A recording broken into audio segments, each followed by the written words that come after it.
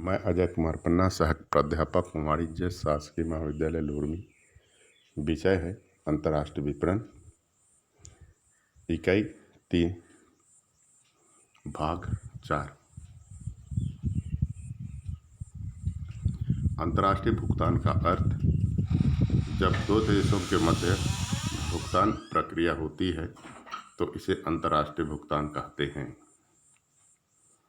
जैसे यदि भारत ने अमेरिका को माल भेजा है, जब अमेरिका का ग्राहक हमें भुगतान करता है तो यह भुगतान अंतर्राष्ट्रीय भुगतान कहलाता है। अंतर्राष्ट्रीय भुगतान की विशेषताएं। अंतर्राष्ट्रीय भुगतान में निम्न विशेषताएं पाई जाती है। दो देशों के मध्य लेन देन। दो देशों के मध्य होने वाले व्यापार को अंतर्राष्ट्रीय व्यापार कहते हैं। इसमें एक देश जो माल बेचता है निर्यातक कहलाता है, जबकि दूसरा देश जो माल आयात करता है वह आयातक कहलाता है। दूसरा, दो पक्षकार। विदेशी व्यापार में दो पक्षकार होते हैं, एक भुगतान देने वाला व दूसरा भुगतान प्राप्त करने वाला। इस प्रकार अंतर्राष्ट्रीय भुगतान में दो पक्षकार होते हैं। तीसरा, मूल्य का हस्तांतरण। जब व्यापार देशी होता है, अर्थात जब देश के अंदर क्रय विक्रय होता है तो मूल्य का हस्तांतरण देश की मुद्रा में होता है। लेकिन जब व्यापार दो देशों के व्यापारिक के बीच होता है तो भुगतान में मूल्य हस्तांतरण होता है, जो विनिमय बैंकों के माध्यम से ही संभव होता है। चौथा, कठिन कार्य प्रणाली। अंतर्राष्ट्रीय भुगतान की प्रमुख विशेषता यह है कि इसमें भुगतान करने की प्रणाली कठिन है। इसका कारण यह है कि इस पर दोनों देशों के विनिमय नियमन कानून लागू होते हैं। साथ ही विनिमय दर भी कभी भी स्थिर नहीं रहता, यह प्रतिदिन बदलता रहता है।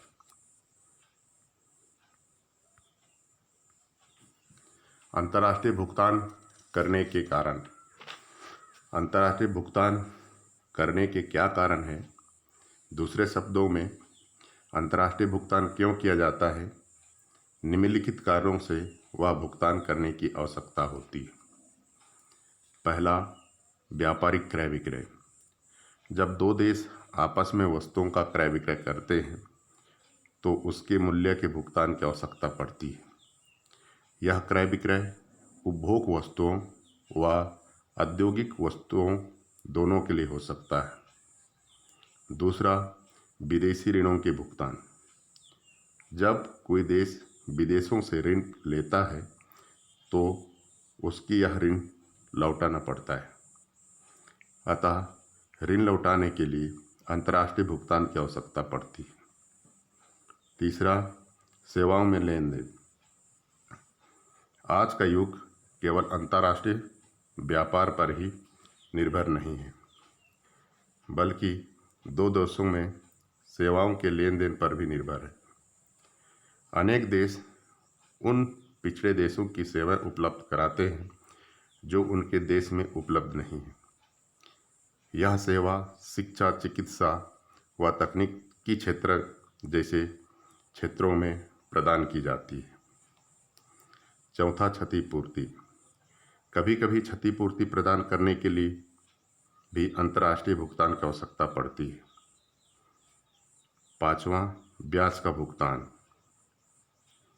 जब एक देश दूसरे देशों को कोई ऋण प्रदान करता है तो उस ऋण पर ब्याज का भुगतान उस देश को करना पड़ता है जिसने ऋण लिया है। अतः इस कारण से भी अंतर्राष्ट्रीय भुगतान की आवश्यकता पड़ जाती है। छठवां, विदेशी सहायता। जब अंतर्राष्ट्रीय संस्थाएं किसी देश को सहायता प्रदान करती है तो वह सहायता विदेशी मुद्रा में होती है। इस मुद्रा को अपने देश की मुद्रा में बदलने की आवश्यकता पड़ती है। छठवां, अधिकार शुल्क। कुछ कंपनियां अपने नाम से माल को विदेशों में बेचने की अनुमति दे देती है, जिसके बदले में वे उनसे अधिकार शुल्क वसूल करती है। इस शुल्क को प्राप्त करने के लिए अंतर्राष्ट्रीय भुगतान प्राप्त करने की आवश्यकता होती है। 8वां, अंतर्राष्ट्रीय पुरस्कार। अंतर्राष्ट्रीय स्तर पर कुछ पुरस्कार प्रदान किए जाते हैं। यह पुरस्कार किसी भी देश के नागरिकों को दिए जा सकते हैं। जब किसी देश के नागरिक को यह पुरस्कार मिलता है तो वह उसको अपने देश की मुद्रा में प्राप्त करने के लिए अंतर्राष्ट्रीय मुद्रा कोष को बदलवाता है। 9वां, अन्य कारण। उपयुक्त कारणों के अतिरिक्त अन्य कारण भी हो सकते हैं जिनके लिए अंतर्राष्ट्रीय भुगतान की आवश्यकता पड़ती है, जैसे अंतर्राष्ट्रीय संस्था को दान देना, शिष्टमंडलों के व्ययों का भुगतान करना, खिलाड़ी दलों पर हुए व्ययों का भुगतान करना। ये अन्य कारण है। अंतर्राष्ट्रीय भुगतान की विधि। अंतर्राष्ट्रीय भुगतान करने के तरीके निम्न प्रकार हैं। पहला, रोकड़ भुगतान पर प्रलेखों की सुपुर्दगी। यह एक सामान्य बात है। जब आयातकर्ता नया ग्राहक है तो कोई भी निर्यातकर्ता उधार माल भेजकर जोखिम को नहीं लेगा, अतः वह चाहेगा कि माल की कीमत प्राप्त करके ही माल की सुपुर्दगी आयातकर्ता या उसके प्रतिनिधि को दी जाए। दूसरा, नगद पेशगी भुगतान। अंतर्राष्ट्रीय व्यापार में उधार देने को भारी जोखिम है, अतः कभी कभी निर्यातकर्ता यह चाहता है कि उसे पूरे प्रेषण का भुगतान पहले ही मिल जाए। इसके पीछे कई कारण होते हैं, जैसे विनिमय पर प्रतिबंध, आयातकर्ता के साख पर विश्वास न होना, माल का रास्ते में खराब होने की जोखिम, लड़ाई की जोखिम आदि। तीसरा, खुले खाते के अंतर्गत भुगतान। अंतर्राष्ट्रीय विपणन में भुगतान प्राप्त करने का एक साधन खुले खाते के अंतर्गत भुगतान है। इसमें निर्यातकर्ता माल से संबंधित सभी प्रलेख व बीजक आयातकर्ता को सीधे ही भेज देता है और उससे प्रार्थना करता है कि वह इसके प्राप्त होने पर भुगतान तुरंत कर दे। इसमें कोई विनिमय बिल, प्रतिज्ञा पत्र नहीं होता है और ना ही इसमें कोई साख होती है। खुले खाते के अंतर्गत भुगतान 4 प्रकार के होते हैं: बैंक द्वारा, चेक द्वारा, तार द्वारा और डाक द्वारा। चौथा, प्रेषण खाते के आधार पर भुगतान। जब माल विदेशों को वहाँ स्थिति अभिकर्ता प्रतिनिधि को इस आशय से भेज दिया जाता है कि जब भी उसकी बिक्री हो जाए तो उसका भुगतान कर दिया जाए, तो इस प्रकार का माल का भेजना प्रेषण कहलाता है। इस प्रकार के प्रेषण की प्रमुख विशेषता यह है कि माल का मालिक निर्यातकर्ता ही रहता है जब तक कि उसकी बिक्री ना हो जाए। यद्यपि माल का भौतिक अधिकार अभिकर्ता का ही होता है।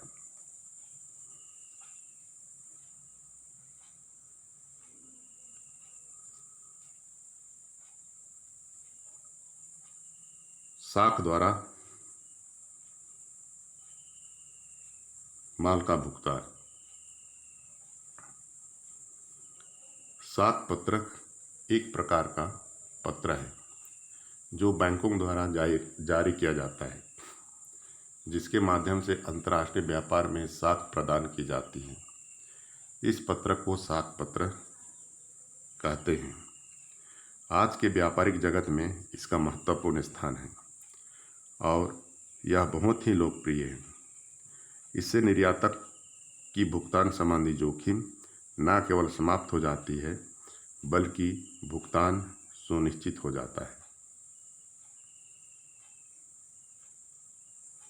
परिभाषा। Professor W.J. किनन के अनुसार एक साख पत्र मुख्य रूप से एक पत्र है जिसके द्वारा एक बैंक एक ग्राहक की साख श्रेष्ठता को प्रतिस्थापित करती है।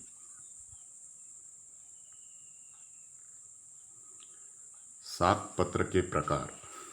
आयातकर्ता। यह आयातकर्ता ही माल को क्रय करने वाला है। यह अपने अपने देश के बैंक से प्रार्थना करता है कि उसको साख पत्र की सुविधा चाहिए। जब बैंक पूर्ण रूप से संतुष्ट हो जाता है कि प्रार्थना करने वाले आयातकर्ता की आर्थिक स्थिति सुदृढ़ है और वह उसका भुगतान वापस बैंक को कर देगा, तो बैंक इस प्रकार का साख पत्र निर्यातकर्ता को भेज देता है।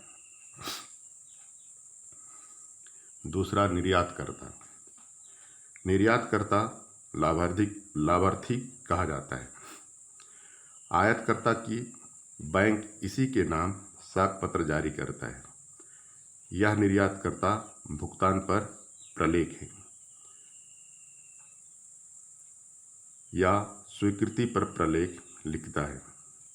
निर्यातकर्ता को भुगतान बैंक के द्वारा किया जाता है, बशर्ते कि प्रलेख 7 में बैंक को प्रस्तुत किए जाए।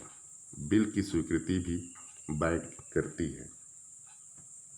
तीसरा, साख खोलने वाला बैंक। यह बैंक आयातकर्ता के देश में ही होती है तथा साख का आवेदन इसी बैंक को किया जाता है।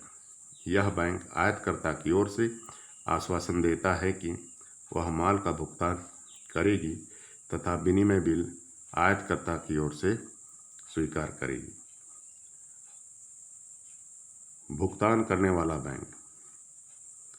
यह बैंक निर्यातकर्ता के देश में स्थित होती है तथा साख खोलने वाले बैंक के निर्देश पर कार्य करती है। यह अपनी सेवा के लिए कमीशन लेती है। निर्यातकर्ता माल का निर्यात कर माल संबंधी कागजात इसी बैंक को प्रस्तुत करती है, जो निर्यात संबंधी प्रलेखों को लेकर भुगतान कर देती है। साख पत्र के प्रकार।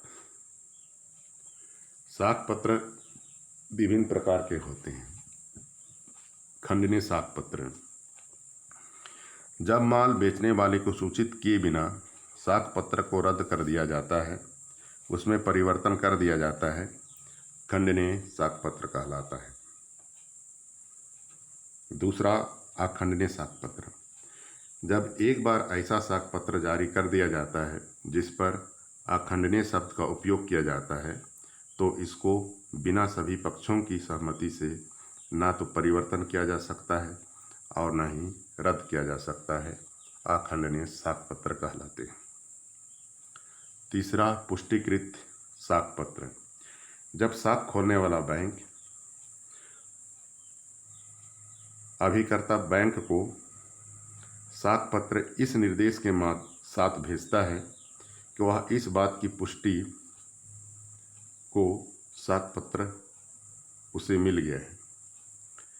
जब अभिकर्ता बैंक इसकी पुष्टि करने के लिए एक साख पत्र खोलने वाले बैंक को लिखता है, तो इस प्रकार का साख पत्र पुष्टिकृत साख पत्र है।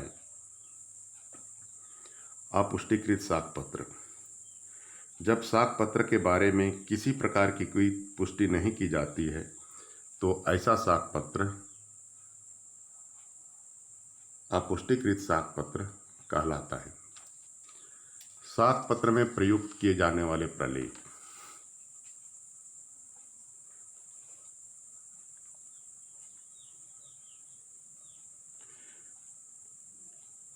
प्रत्येक साख पत्र में सामान्यतः निम्न प्रलेखों को जोड़ा जाता है, जिनकी प्राप्ति पर ही बैंक द्वारा भुगतान किया जाता है या फिर विनिमय बिल स्वीकार किए जाते हैं। पहला, जहाजी बिल्टिंग। यह एक प्रकार की रसीद है कि माल गंतव्य स्थान पर पहुंचने के लिए प्राप्त हो गया है। यह रसीद जहाजी कंपनी को जारी करती है। यदि जहाज का किराया पेशगी देना होता है, तो वह जहाजी कंपनी को निर्यातकर्ता द्वारा दिया जाता है। यदि जहाज का किराया क्रेता द्वारा दिया जाता है, तो उस रसीद पर लिख दिया जाता है कि माल प्राप्त करने वाले द्वारा किराया दिया जाएगा। इस जहाजी बिल्टी में निर्यातकर्ता का नाम पता, आयातकर्ता का नाम पता, माल का विवरण, माल की पैकिंग, पहचान के चिन्ह सहित माल की नाप तोल, उसका मूल्य, जहाज का नाम आदि। दूसरा, बीजक। बीजक अंतर्राष्ट्रीय विपणन में एक महत्वपूर्ण प्रलेख है। इसको निर्यातकर्ता अर्थात विक्रेता द्वारा तैयार किया जाता है। इसमें भेजे गए माल का विस्तृत विवरण होता है। बीजक का क्रमांक, बीजक की तारीख, विक्रेता का नाम, माल मंगाने वाले का नाम पता, बंदरगाह का नाम जहां तक माल जाना है, माल भेजे गए बंदरगाह का नाम, जहाज का नाम इत्यादि। बीमा पॉलिसी। विदेशी व्यापार में आयात या निर्यात अधिकांशतः समुद्री मार्ग से होता है, जिसमें माल के डूबने या खराब होने के कारण सर्वाधिक होता है। अतः इस जोखिम से बचने के लिए माल का समुद्री बीमा कराना अनिवार्य है। इसका एक कारण बैंक हैं, वे बिना बीमा किए माल पर साख पत्र जारी नहीं करते हैं। आजकल व्यापार ही समुद्री मार्ग से होता है, अतः उसका बीमा कराया जाता है। इसमें बीमा करने वाले कंपनी एक निश्चित रकम प्रीमियम के रूप में लेकर समुद्री मार्ग की सारी जोखिम अपने ऊपर लेती है और हानि होने की स्थिति में क्षतिपूर्ति का वादा करती है। इस आशय की ये बीमा कंपनियां लिखित रूप में देती है, जिसे हम पॉलिसी कहते हैं। चौथा, व्यापारिक दूत द्वारा प्रमाणित बीजक। कुछ देश ने यह व्यवस्था बना रखा है कि आयातित माल के बीजक को उनके देश के व्यापारिक दूत द्वारा प्रमाणित किया जाना चाहिए। ऐसा करने से आयातित देश में सीमा शुल्क लगने में सुविधा रहती है। पांचवा, बंधक पत्र। बंधक पत्र एक प्रकार का अधिकार पत्र है जो बैंक को अधिकार देता है, यदि विनिमय बिल अस्वीकृत हो जाए तो वह उस माल को वहीं बेचकर अपनी रकम वसूल कर ले। ऐसा उस समय होता है जबकि निर्यातकर्ता ने विनिमय बिल का डिस्काउंट करा लिया है और रकम प्राप्त कर ली है। छठवां, मूल स्थान का प्रमाण पत्र। कुछ देश आयातित माल पर आयात शुल्क व अन्य शुल्क रियायती दर पर ले सकते हैं, बशर्ते कि माल के संबंध में मूल प्रमाण पत्र हो। इसलिए आयातकर्ता इस बात पर जोर देता है कि प्रलेखों के साथ साथ मूल स्थान का प्रमाण पत्र भी होना। इस प्रमाण पत्र में माल के मूल स्थान या उद्गम स्थान का उल्लेख होता है, जो उस देश के चैम्बर ऑफ कॉमर्स द्वारा प्रमाणित होता है। सातवां, क्वालिटी का प्रमाण पत्र। आयातकर्ता यह चाहता है कि उसे क्वालिटी के बारे में आश्वस्त किया जाए कि क्वालिटी वही है जो समझौता के समय हुआ है।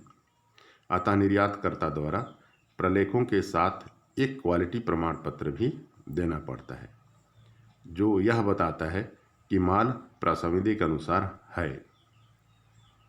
आठवां, वजन का प्रमाण पत्र। कुछ पदार्थ ऐसे होते हैं जिनका वजन स्वतः ही घट सकता है, अतः बंदरगाह अधिकारी यह चाहते हैं कि माल भेजते समय माल का वजन कितना था, इसका प्रमाण पत्र निर्यातकर्ता दे। इसी प्रमाण पत्र को वजन का प्रमाण पत्र कहते हैं। सातवां, विदेशी विनिमय बिल। विदेशी विनिमय बिल अंतर्राष्ट्रीय विपणन में सबसे अधिक लोकप्रिय साधन है, जिसके द्वारा भुगतान किया जाता है। जब क्रेता एवं विक्रेता एक ही देश के होते हैं तो इसे देशी विनिमय बिल कहते हैं, लेकिन जब क्रेता एवं विक्रेता दो देशों के होते हैं तो इसे विदेशी विनिमय बिल कहते हैं।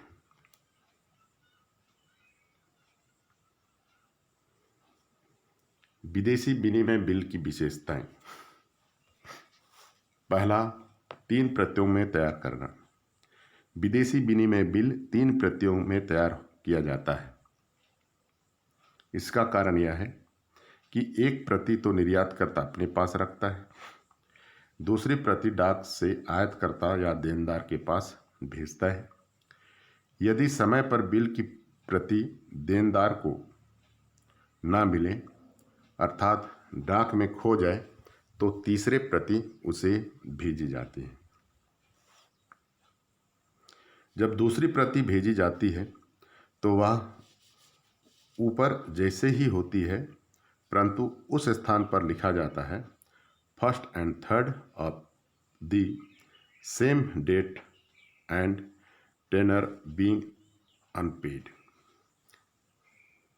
इस प्रकार जब तीसरी प्रति भेजी जाती है तो वह ऊपर जैसे ही होती है, परंतु उस पर लिखा जाता है first and second of the same date and tenor being unpaid. दूसरा, बिल का लेखक।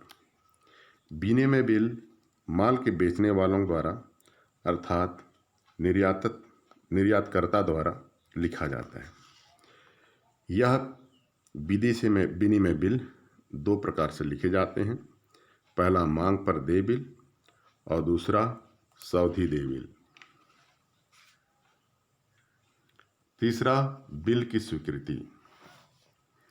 विदेशी विनिमय बिल की स्वीकृति आयातकर्ता द्वारा अर्थात माल खरीदने वाला या उसका बैंक होता है।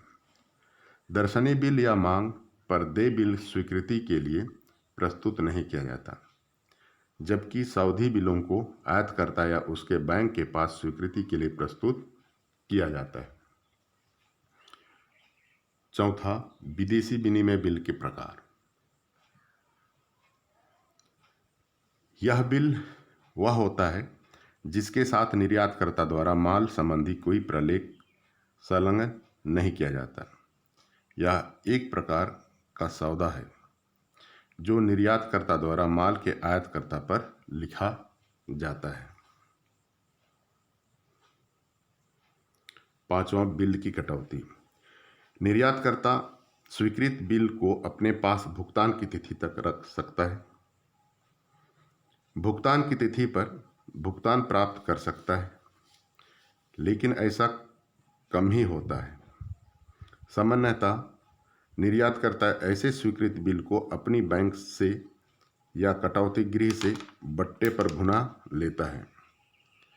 यह बैंक या कटौती गृह बिल की पूरी रकम का भुगतान नहीं करती, वे उसमें से बट्टा या ब्याज काट लेती है। शेष रकम निर्यातकर्ता को देती है। छठवां, विनिमय बिल का भुगतान। विदेशी विनिमय बिल का भुगतान विदेशी विनिमय में व्यवहार करने वाले बैंकों द्वारा ही किया जाता है। बिल की देय तिथि पर जब ऐसे बिल प्रस्तुत किए जाते हैं तो बैंक उनका भुगतान कर देती है।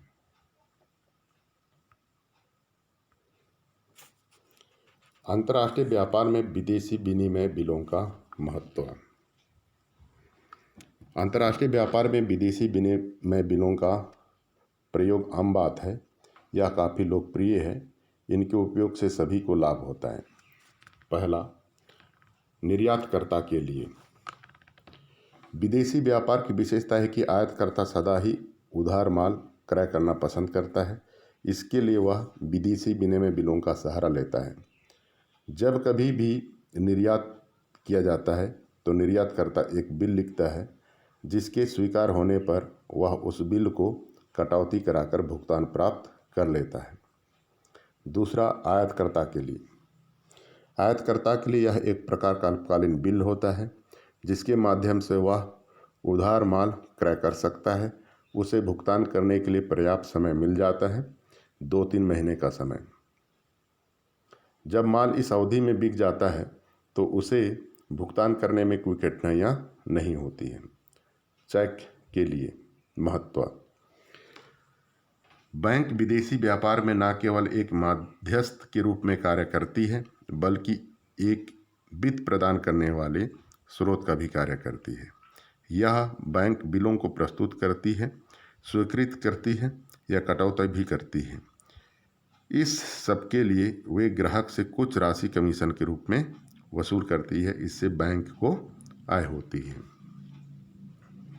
सरकार के लिए यह तरीका सरकार के लिए उपयोगी है। इससे निर्यातक को और देश को निर्यातों में वृद्धि होती है, जो देश के उद्योगों को विकास करने का अवसर प्रदान करता है। सरकार को भुगतान स्थिति संतुलित करने में सुविधा रहती है।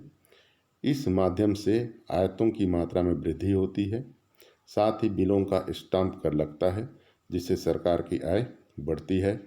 व्यापार को प्रोत्साहन मिलता है, जो रोजगार व प्रति व्यक्ति आय में वृद्धि होती है।